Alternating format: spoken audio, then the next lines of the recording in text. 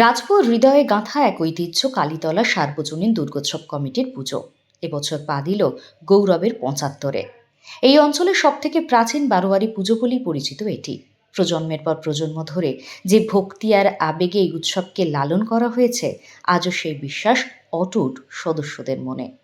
৭৫তম বর্ষে বিশেষ শ্রদ্ধার্ঘ্য হিসেবে মণ্ডপ শিল্পে উঠে এসেছে কেদারনাথ মন্দিরের অনবদ্য রূপ।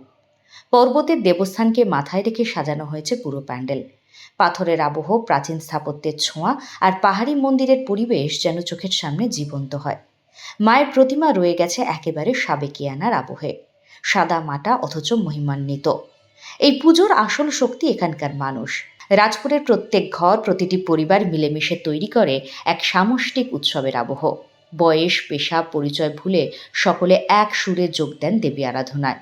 চেতনা, স্মৃতি আর ঐতিহ্যের এই উজ্জ্বল অধ্যায় জুড়ে আছে ৭৫ বছরের অকৃত্রিম ভালোবাসা আর ভক্তির দৃষ্টান্ত।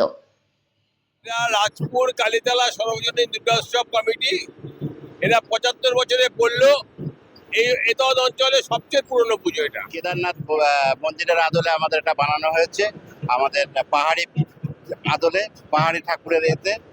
আর রাজপুর কালীতলা সার্বজনীন দুর্গোৎসব কমিটি আমরা এখানে আপামর জনসাধারণের সাহায্য নিয়ে পুজো করি।